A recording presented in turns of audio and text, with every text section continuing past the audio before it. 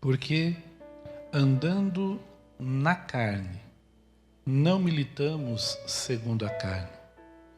Porque as armas da nossa milícia não são carnais, mas sim poderosas em Deus, para a destruição das fortalezas, destruindo os conselhos e toda altivez que se levanta contra o conhecimento de Deus, e levando cativo todo entendimento à obediência de Cristo, e estando prontos para vingar toda a desobediência, quando for cumprida a vossa obediência. Pai, estamos diante da Tua Santa Palavra, e eu peço a Ti, Senhor, que o Senhor possa continuar fluindo no meio de nós. Continua falando conosco. Pai, nós passamos esse tempo aqui rendendo louvores e graças ao Senhor. Estamos aqui gratos a Ti. E eu peço a Ti, Senhor, que o Senhor venha, ó Pai, desvendar mais um segredo da Tua presença essa noite. Que possamos sair daqui edificados, eu te peço, pela Tua Santa Palavra, em o nome de Jesus. Amém. Se assente dando glórias a Deus.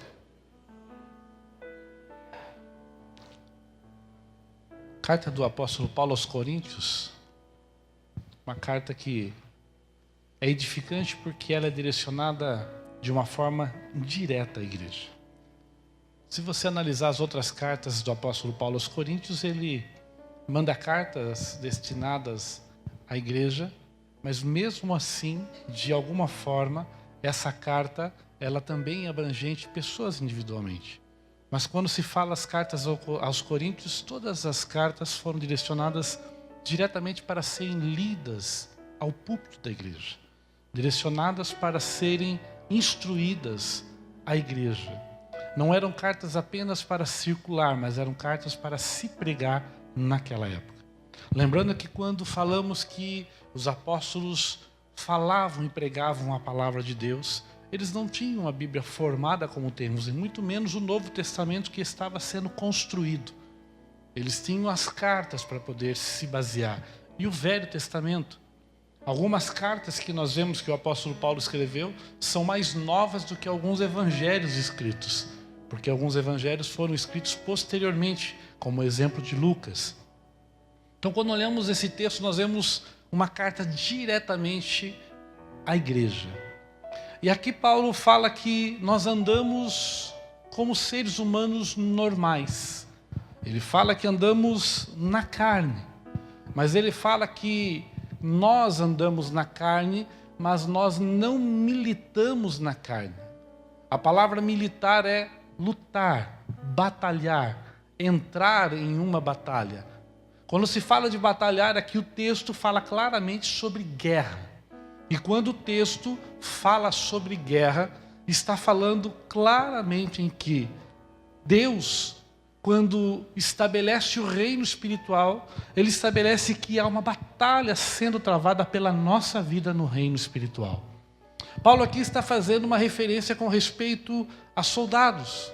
Está fazendo uma referência, porque quando ele escreve essa carta, ele estava preso, e vendo os soldados e a estrutura bélica, ele começa a fazer referências de batalha, de luta, que vão acontecer nessa esfera como se fosse uma guerra travada. E é interessante que quando você vê uma guerra sendo travada, as guerras são travadas de uma forma interessante. Toda vez que alguém vai para uma batalha, o foco é destruir os pontos fortes, aonde tem mísseis de longo alcance, aonde eles estão mais bem preparados para se defender. É no ponto de maior defesa que o inimigo tenta destruir para poder entrar e invadir uma terra. Assim funciona. Se nós olharmos o ano passado, quando houve um ataque dos Estados Unidos a um aeroporto na Síria, na verdade, primeiro daquele aeroporto saiu um avião e atacou a própria Síria com arma química. E eles vendo tudo isso no radar, o que fizeram? Eles atacaram o aeroporto da onde surgiu as armas, aniquilando o poder de ataque daquele local, para que dali não saísse mais nenhum tipo de ataque. Esses dias atrás, há uns 2 meses atrás, conversei com um técnico de comunicações que esteve dentro de um aparato bélico brasileiro em uma ilha, próxima a Fernando de Noronha.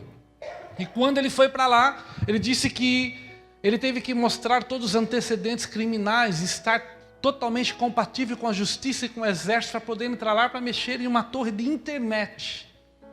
Quando ele chegou no lugar, ele se assustou, porque ele não imaginava que ele estava entrando em uma área reservada militar.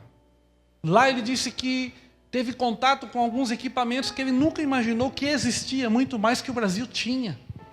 Ele viu um equipamento, por exemplo, que fazia sondagens debaixo da água e que peixes acima de 30 centímetros eram detectados. Que eles saberiam quando qualquer tipo de submarino ou qualquer tipo de equipamento entrasse dentro do território nacional, eles sabiam que tinha entrado.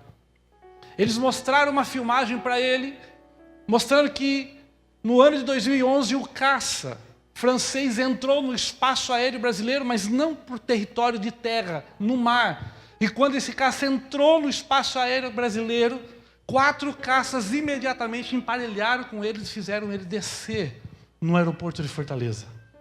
Coisas que nós não sabemos, mas diz respeito a estar preparado. Diz respeito a estar atento a qualquer possibilidade de ataque do inimigo. E quando o apóstolo Paulo está falando a respeito desse texto, ele está dizendo que se nós não nos prepararmos para os ataques, podemos ser atingidos por eles. E esses ataques que o inimigo faz contra a nossa vida, na sua maior parte, ou no seu contexto mais amplo, são na área de conhecimento, na nossa mente, na nossa forma de pensar, na nossa forma de raciocinar. Os maiores ataques que o inimigo faz contra a minha vida e contra a sua vida é fazer com que você pense de forma diferente com aquilo que a palavra fala. Faz com que nós possamos entender que a palavra não é plena, que ela não é completa, que ela não é tão poderosa assim como ela se diz ser, ou como pregadores dizem que ela é. A maior fortaleza a ser atacada pelo inimigo é a nossa mente. Só que a Bíblia está dizendo aqui que nós temos armas poderosas em Deus para destruir as fortalezas do nosso inimigo. Nós estamos capacitados por Deus, e é uma palavra interessante porque ela não está no futuro, ela está no presente. Ela não é uma palavra que está dizendo que nós seremos capacitados um dia para estarmos preparados para destruir fortalezas. Não. O texto está sendo claro em dizer que já estamos, é presente, é momento. Deus, quando deu o seu Espírito Santo sobre a nossa vida, nos capacitou nas suas armas. Mas o importante para entender nesse contexto é que estarmos preparados e usarmos as armas são 2 coisas totalmente diferentes. Porque eu vejo muitas das vezes, somos nós cheios de aparatos de Deus sobre a nossa vida, de armas que dá Deus a nós para lutarmos na nossa milícia, porque não é no carnal, é no espiritual. E nós tendo todos esses armamentos e aparatos, nós deixamos isso encostado para ir para uma batalha natural. Sabe o que acontece quando fazemos isso? Perdemos. Não vencemos. Paulo está dizendo aqui, interessante que ele fala assim, olha, existem 2 grandes fortalezas que precisam ser vencidas. Se você pegar um outro texto, diz destruindo todos sofismas. Uma outra versão, essa versão está destruindo todos os conselhos. Está dizendo a respeito de que em todas as áreas da nossa vida existe um princípio dado por Deus para que possamos ter uma vida de vitória. Mas nós primeiro temos que vencer uma fortaleza que se levantará contra nós, que está em nós mesmos, de não acreditar que é verdade. Uma das maiores batalhas que enfrentamos é acreditar quem somos em Cristo Jesus. Olha para o teu irmão e diga para ele assim: você é poderoso em Deus. Você é poderoso em Deus. Diga para ele assim: pare para pensar. Diga para ele: pare para pensar. Você é filho de Deus. Não é pouca coisa. Mas quando falamos filho de Deus, a gente parece que coloca Deus no mesmo nível que nós. Não trazemos sobre a nossa vida a grandeza de ser filhos de Deus. Nós trazemos para a nossa vida uma pequenez de um Deus que é poderoso. Apequenamos Deus. Porque não é fácil militar segundo a palavra de Deus. Porque militar segundo a palavra de Deus é ter alguns princípios. Por exemplo, quando um relacionamento começa a ter problemas, se você analisar o aspecto dos problemas que existem no relacionamento, não são incompatibilidades de gêneros, não são os problemas financeiros, não são os problemas de ordem íntima, os problemas que acontecem dentro de um relacionamento são os problemas de não entender o que a palavra diz sobre um relacionamento. E quando a palavra nos diz o que devemos fazer no relacionamento, nós temos dificuldade com isso. Por exemplo, é melhor ter razão ou ser feliz? Hã? Mas a gente quer ter razão sempre. É um resumo. Jesus não resumiu 9 mandamentos num? Falou assim: amar o próximo como a ti mesmo. Né? Eu estou resumindo uma série de situações, dizer assim: não tenha razão, seja feliz. Mas a gente quer ter razão. No relacionamento, a Bíblia fala que o homem deve amar a esposa a ponto de estar pronto a dar a vida por ela. Mas quando uma crise vem uma expectativa de pensamento: tem outras melhores do que ela lá fora. Por outro lado, a Bíblia fala para que a mulher respeite o marido se submetendo a ele. E submeter não é estar debaixo dos pés. Submeter é entender a autoridade sacerdotal que Deus dá a ele na casa. É diferente. Mas quando se fala a respeito disso, a mulher toma a frente. Ah, pastor, mas é difícil. Mas se fosse fácil, não seria uma batalha contra uma fortaleza. Filhos, a Bíblia fala que é o primeiro mandamento que tem promessa ligada ao mandamento: honra pai e mãe, os seus dias se prolongarão sobre as faces da terra. Mas coisa difícil é honrar o pai e mãe para alguns filhos. Difícil muitas das vezes se submeter a um pedido. E vou dizer uma coisa para filhos que aqui estão: dificilmente eu encontro um filho, difícil, não estou falando impossível, mas dificilmente encontramos filhos de pais que tenham pelo menos 18 anos de diferença. Dificilmente, é menos do que isso. Pelo menos um filho tem um pai com 18 anos de vivência a mais do que ele, pelo menos.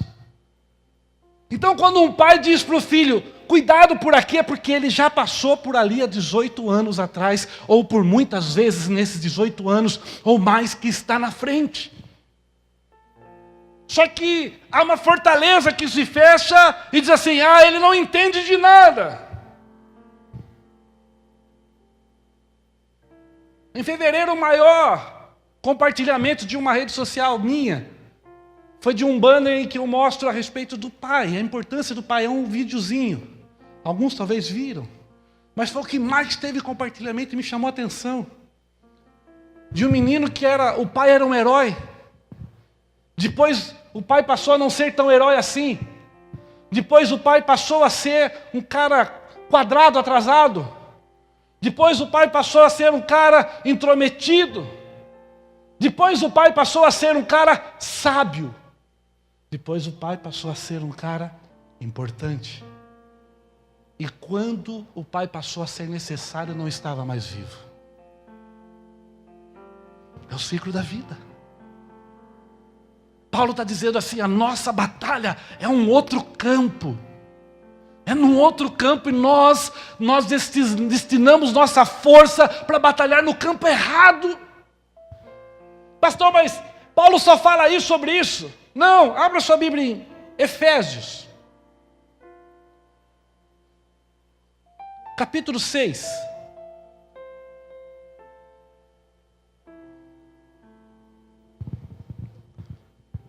Eu vou ler para você. No demais, irmãos meus, fortalecei-vos no Senhor e na força do seu poder.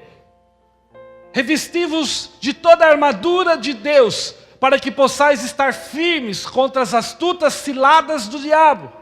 Porque não temos que lutar contra carne e sangue, mas sim contra os principados, contra as potestades, contra os príncipes das trevas desse século, contra as hostes espirituais da maldade nos lugares celestiais. Portanto, tomai toda a armadura de Deus, para que possais estar firmes e resistir o dia mau, e havendo feito tudo, ficar firmes. Diga, o diabo é astuto. Diga, o diabo é enganoso. Diga, mas Deus é maior. Ele tem muitas artimanhas, mas Deus é maior. Paulo está dizendo, a nossa luta nunca vai ser pessoal. E muitas das vezes nós travamos uma luta pessoal. E às vezes quando nós conseguimos atingir alguém no âmbito pessoal, ficamos até felizes, comemoramos. Mas Paulo está dizendo, ei, pare para pensar, na verdade quem ganha com tudo isso não é você. Quem ganha com tudo isso é o teu inimigo que te expôs a uma luta natural, sendo que a nossa luta está no âmbito espiritual.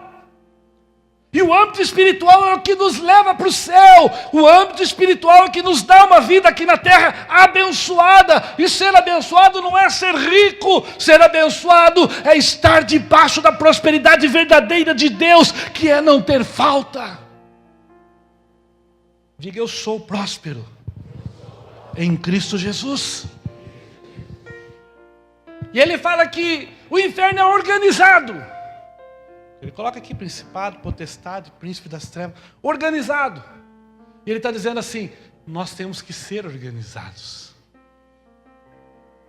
Se você perceber mais abaixo, ele diz assim, tomai toda a armadura de Deus para que possais resistir ao dia mau. E havendo feito tudo, ficai firmes. Estais, pois, firmes, tendo cingido os vossos lombos com a verdade. Vestida a couraça da justiça. Calçados os pés da preparação do Evangelho, tomando sobretudo o escudo da fé, com o qual podereis apagar todos os dardos inflamados do maligno. Tomai também o capacete da salvação e a espada do Espírito, que é a palavra de Deus, orando em todo o tempo, com toda oração e súplica no Espírito, e vigiando nisso com toda perseverança e súplica por todos os santos, e por mim, para que me seja dada no abrir da minha boca a palavra de confiança para fazer notório o ministério do Evangelho, pelo qual sou embaixador em cadeias, para que possa falar livremente como convém falar. Paulo está numa cadeia olhando um soldado, ele fala, assim deve ser um crente. E quando ele olha o soldado, ele descreve o soldado, e ele fala, olha, você tem que estar preparado com tudo isso. Cingir lombos com verdade. Ele está dizendo assim, se nós, olha as fortalezas que o inimigo luta contra nós. Há uma mentirinha pequena, uma coisa tão simples. Mas na verdade, Paulo está falando aqui, ei, se você andar na verdade, Deus estará com você. Às vezes, ser verdadeiro não é fácil, mas é o curto espaço da bênção. A mentira te leva a um longo espaço, porque um dia se encontrará com a verdade lá na frente. Não há nada escuro diante do Senhor. Paulo fala logo depois da verdade, a couraça da justiça, ser justo. Não praticar injustiça, mesmo que alguém tenha praticado contra você. Seja justo. Haja com justiça. E você vai ver o que Deus vai fazer. Posterior ele fala calçar dos pés na preparação do evangelho. Interessante que eu já vi pessoas falar assim: ei, você tem que saber pregar o evangelho. Não está escrito pregar, está escrito preparação. Está dizendo que o evangelho tem que fazer parte da nossa vida. Temos que entender quem é Jesus. Olha o teu irmão, diga assim para ele: quem é Jesus? Sabia que isso é um dado? Sabia que em todas as nossas igrejas brasileiras, se você fizer 10 perguntas sobre Jesus dos evangelhos, mais de 60% não responde a metade? Estamos cheios de cristãos que não conhecem Cristo. Para você, irmão, é um dado difícil.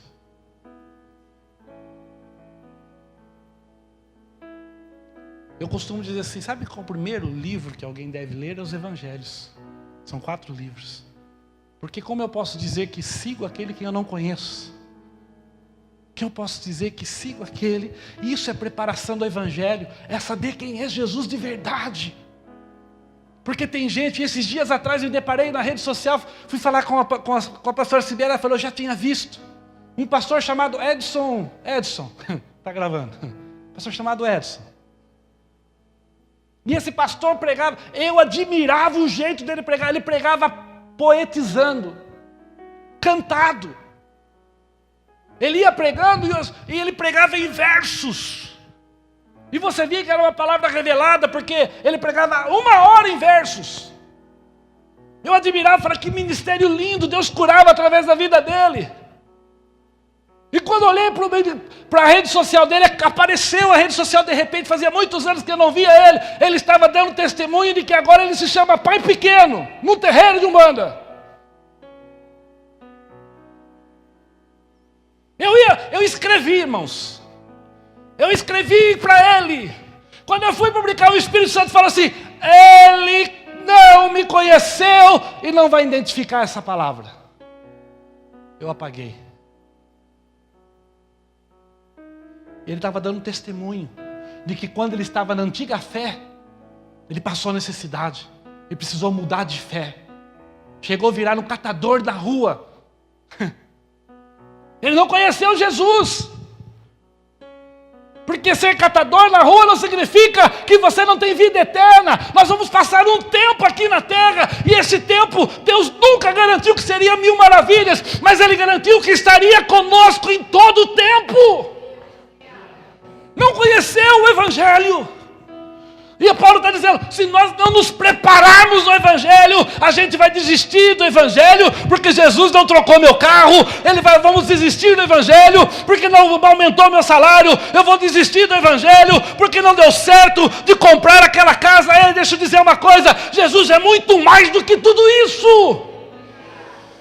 Ele é muito mais do que tudo isso. E o sofisma que Paulo está dizendo, a nossa batalha é aqui, para nós entendermos que Deus sempre estará no controle de tudo na nossa vida. Sempre.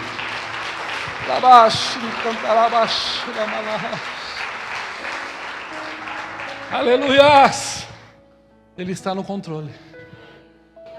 Você pode levantar a mão direita e dizer assim, Ele está no controle. Tudo contribui para o nosso bem, irmãos. Tudo contribui para o nosso bem. Não há nada que aconteça que Ele não aproveite bem na nossa vida. Ele recicla a nossa vida. Preparação é entender quem somos no Evangelho. É entender que o Evangelho fala assim que nós vamos ter vida abençoada. Mas o Evangelho fala assim que teremos uma vida de dificuldade. Ele diz que é bem-aventurado aquele que é perseguido. A pregação de Cristo no Evangelho é algo que assusta. Se você pregar com serenidade, o primeiro sermão de Jesus, o sermão da montanha, você não arranca com glória da igreja. Você vai fazer todo mundo baixar a cabeça e falar assim, meu Deus. Porque Jesus veio na contramão.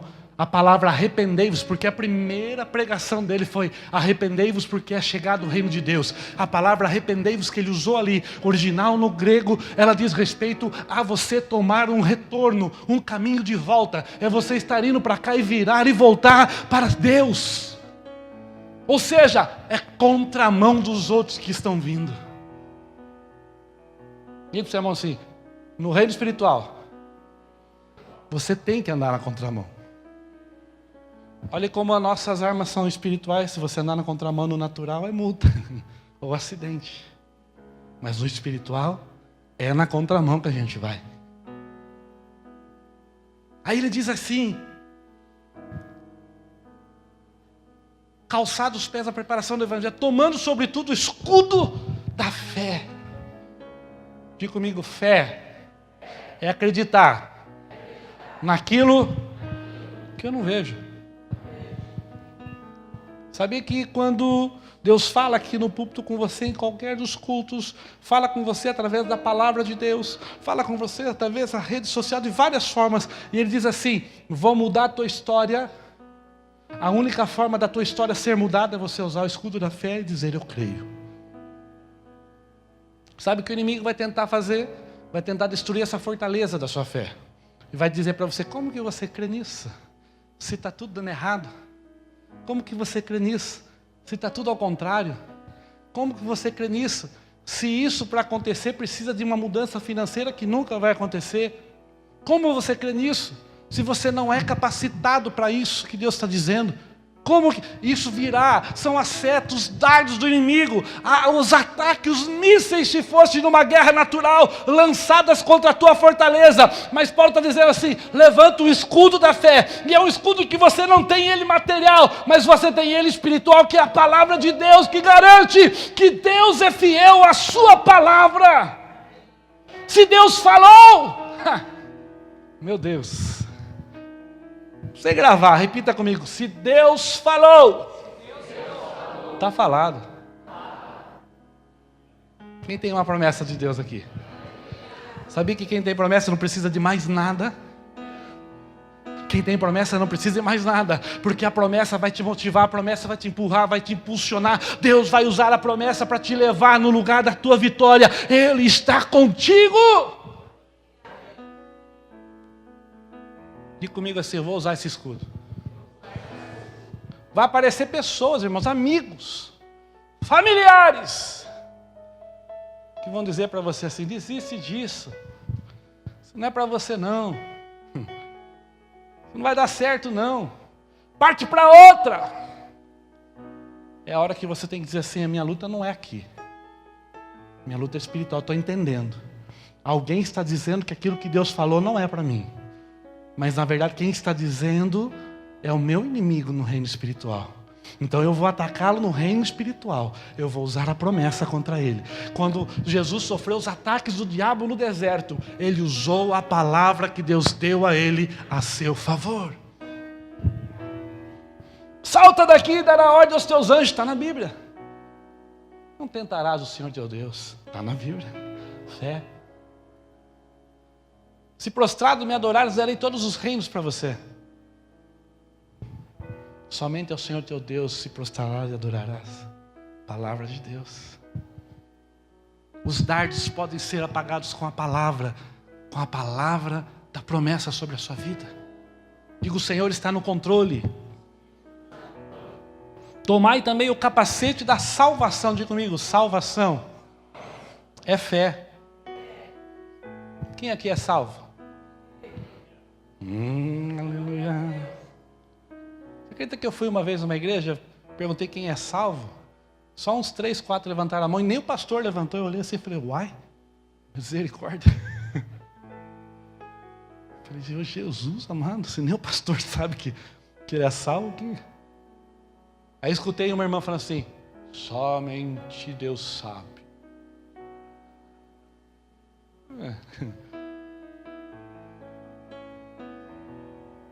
Todo aquele que crer e confessar a Cristo será...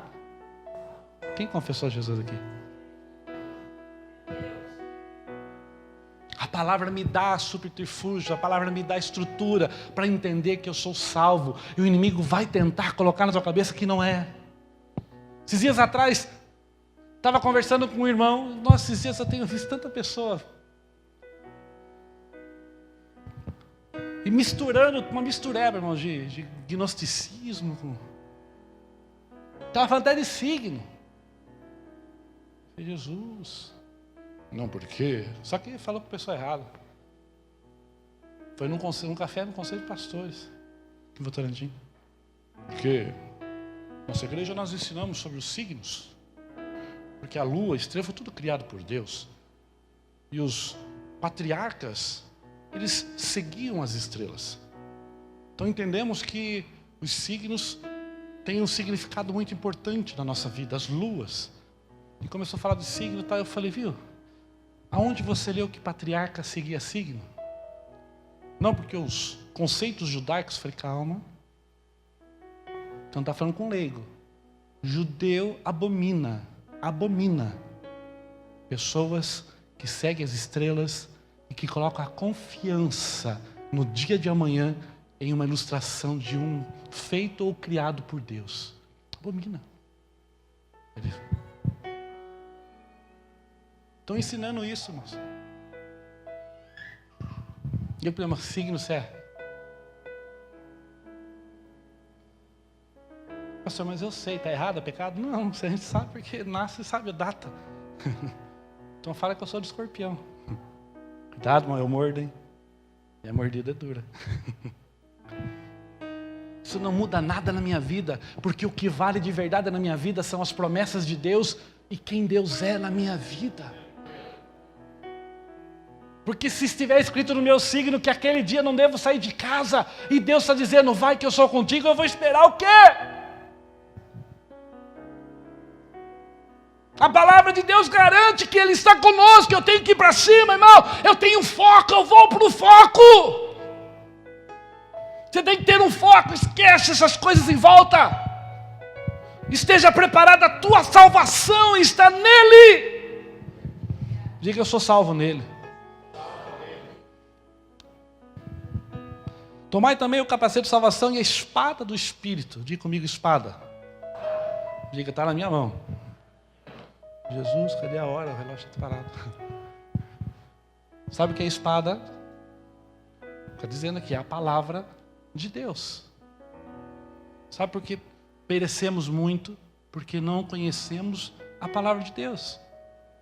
Não lutamos. E a espada, ela serve para duas coisas: defesa e ataque.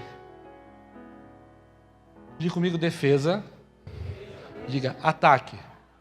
Diga defesa. Diga ataque. Sabe o que eu entendo? Existem horas que nós nos defendemos, mas tem hora que você tem que atacar. E como que você ataca? Com a palavra de Deus. E aonde você ataca? No reino espiritual. De que forma eu ataco? Usando a palavra de Deus a teu favor. Pastor, as portas estão fechadas. A palavra diz que Deus pode pôr uma porta diante de ti. E a porta que Deus coloca aberta, ninguém pode fechar. Então clame por ela e direcione. Mas eu estou lutando com essa enfermidade. Lute, use a espada. Ele levou sobre si todas as minhas enfermidades e todas as minhas dores. Pelas suas pisaduras eu sou sarado. Use a palavra, diga, você não vai ficar, eu vou vencer você ainda. Se eu não venci hoje, amanhã eu venço. Mas eu vou ser curado, eu vou vencer essa enfermidade. Foco. Ataque também. Não seja só ataque, vá para cima, use a promessa, seja audacioso, use a autoridade do Espírito sobre a sua vida. Pastor, que autoridade é essa? Imporão as mãos sobre os enfermos e serão, colocarão as mãos e expulsarão os demônios e eles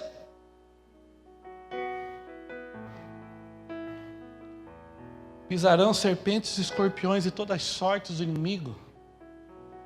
Se beber alguma coisa mortífera, tanta garantia dizendo assim que você não tem que ter medo.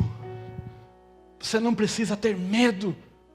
Porque as tuas armas garantem que você pode avançar. As tuas armas garantem que você tem um patamar que você pode vencer, sim. O problema é direcionar aonde é a batalha. Vá no foco na batalha e você vai ver o que Deus vai fazer. Diga, eu tenho foco. Hoje eu estava ali orando, falando essa palavra. E o Espírito de Deus falou comigo assim: quando a minha igreja entrar na batalha no lugar certo, aleluia, nós seremos vencedores. A palavra que Deus colocou no meu coração, eu publiquei. Se você que me acompanha na rede social, você viu uma publicação que eu fiz à tarde, quando estava orando por essa palavra. A palavra que Deus nos direciona. A batalha é sobre, não é porque, é sobre quem somos, sobre identidade, sobre Deus. A batalha é sobre. E eu continuo dizendo, há uma batalha para a nossa nação, para a nossa fé, nossos filhos e os corações dos homens e mulheres em toda parte. Somos chamados a tomar um novo território, e esse território é espiritual. No entanto, não será fácil, mas o Senhor estará ao nosso lado, nos capacitando. Está no meu Facebook, foi a palavra que Deus deu para hoje. Ei, não é fácil sair de uma zona de conforto, não é fácil sair de um esquema já montado na nossa vida. E é interessante que nós, no comum, todo ser humano, nós somos fáceis de andar no piloto automático. Eu mesmo me pego, às vezes eu levo minha filha para a escola, todo dia de manhã minhas filhas, para o SESI.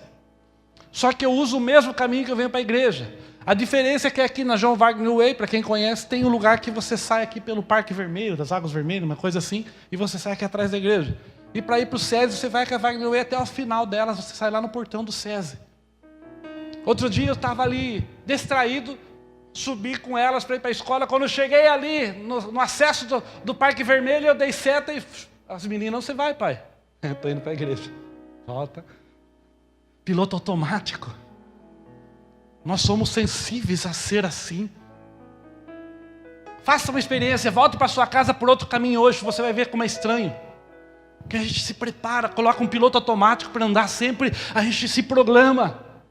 E aqui essa batalha é reprogramar. É se reprogramar e entender, quando vem a peleja eu vou usar a palavra, não vou usar palavras comuns, mas eu vou usar a Bíblia. É entender que quando vem uma palavra dizendo eu não posso, eu vou usar a palavra, eu posso, é escudo da fé, eu vou proteger com a minha fé a promessa que Deus me deu. Quando alguém que colocar em dúvida, ou quando eu erro, se eu erro e peço perdão, Jesus, através do seu sangue, é poderoso para me perdoar e me restituir novamente. Não fica o peso do pecado sobre você. Capacete de salvação, tenha certeza da tua salvação. Não ache que o Espírito Santo é aquela bolinha de ping-pong. Eu peco, ele sai, eu me arrependo, ele volta. Parece aquela mosquinha, né? Tira, põe, deixa ficar. Ele nunca sai. Ele se entristece quando erramos. Mas ele permanece porque a Bíblia fala que é o Espírito Santo que convence o homem do pecado e do juízo. Se ele for embora, quem é que vai convencer? Eu? Não consigo. Quem consegue te convencer de mudanças é o Espírito Santo de Deus. Ele consegue. Quando nós entendemos o patamar que Deus quer nos colocar. Aleluia.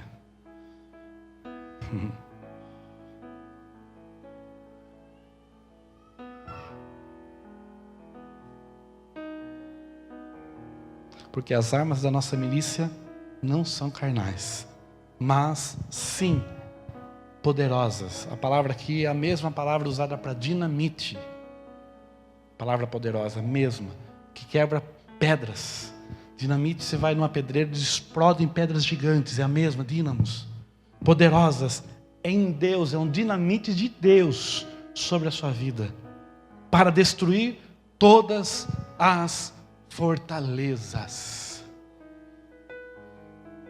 Diga as minhas armas. Diga oração, jejum, palavra de Deus, promessas, o sangue de Cristo.